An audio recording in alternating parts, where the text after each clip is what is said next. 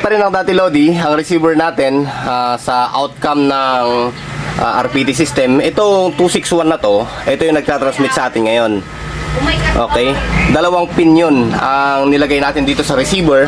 Shoutout dyan Tito Noy Di Castro, ano.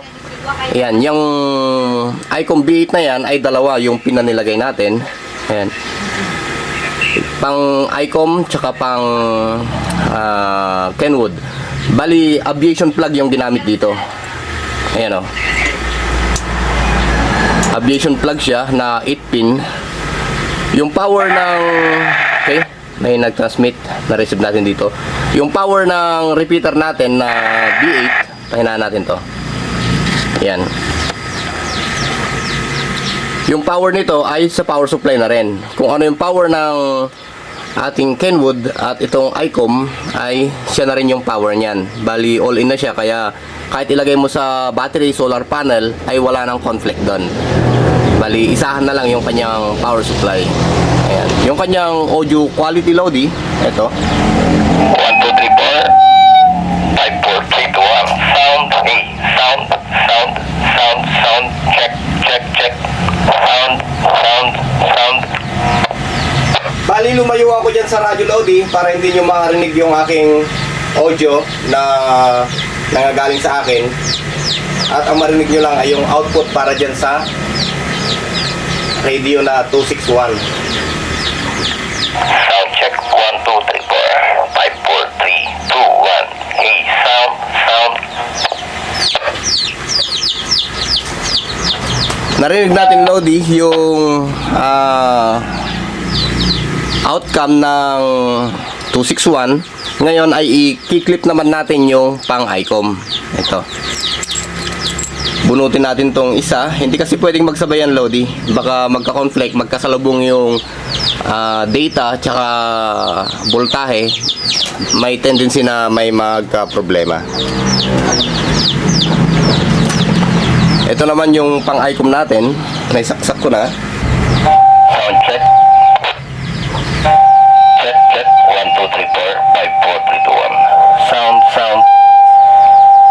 Okay, sound check, check, check, check, check, check, check 1, 2, 3, 4 5, 4, 3, 2, 1. Kung minsan kasi Lodi, pagka nagte-testing kayo, pagka lalo na sa mga gayang repeater, maraming transmission yan, nagkakasalabat yung transmission dito sa loob. Pag nag-testing kayo, kung minsan nagkaka-conflict, may mga radio kasi Lodi na may conflict dun sa static ng mga portable na ginagamit. Kung minsan yung mga pinampipitik natin ay pumapasok dito sa ating patch, mga ganyan, kaya may something na audio na narinig. Pero kung malayo na yan at nakatanim na yan, kung saan nyo itatanim, ay mawawala na rin yun. Yun ang isang problema ng mga kasama natin kung minsan.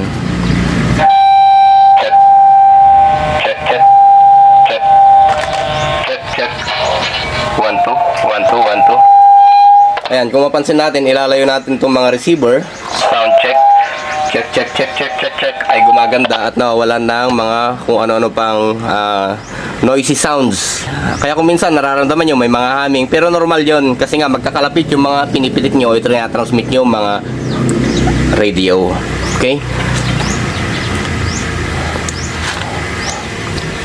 Ang kagandahan lang naman kasi Lodi ng mga gantong repeater, ito yung mga ginagamit natin na siyempre sa mga amateurista, ganyan, mahilig sila sa mga one-way repeater, mga duplex, gumagamit sila ng kung ano, ng mga filter. Ayan, dyan mahilig yung mga amateurista.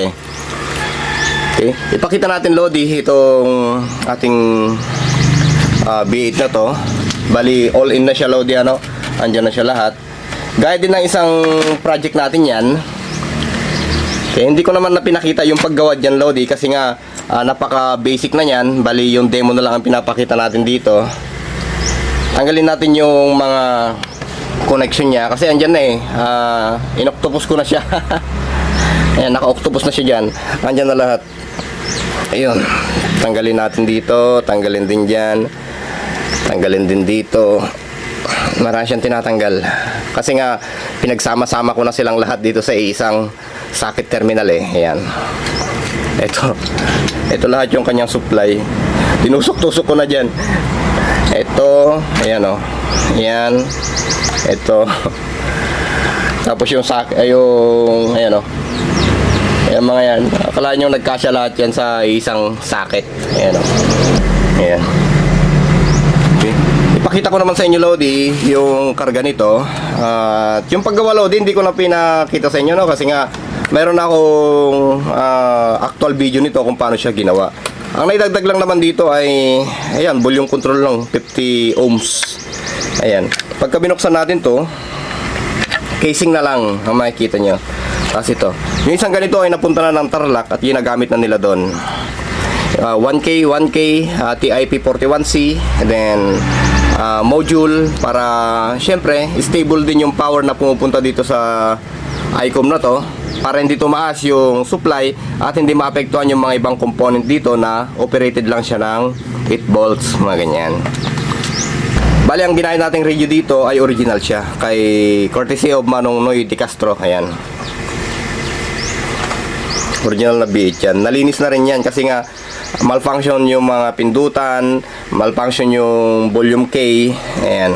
Tsaka gandahan yan ay mayroon siyang additional din. Naglagay na rin ako kasi kasya naman yung potentiometer. Para kung sakaling hindi ka makakuha ng magandang volume dito sa kanyang rocker, ayan, o yung kanyang rotary volume, ay meron ka pa rin pagpipilian na manual volume control. Maganda ito, Lodi, yung pang DIY natin. Kung meron tayong mataas na location dyan na pang tanim-tanim, ay maganda rin yung mga gantong klase na repeater. Wala ka na ibang poproblemahin. Saksak mo na lang. Ayan, wala ka nang ibang supply na gagamitin. Kung may solar ka, maglagay ka ng battery, maglagay ka ng solar panel, i-set up mo na yung mga antena mo doon. Importante, magkalayo lang naman yung antena. Kung wala kang duplexer, mga ganyan. At yun. Shoutout nga pala dyan, Tito Odod Sidods at Tito Darius Rason, Ostic Rabil, Tito Silibra, at sa lahat ng mga kasama nating nanonood ngayon dyan na sumusuporta dito sa channel, ay magandang buhay po.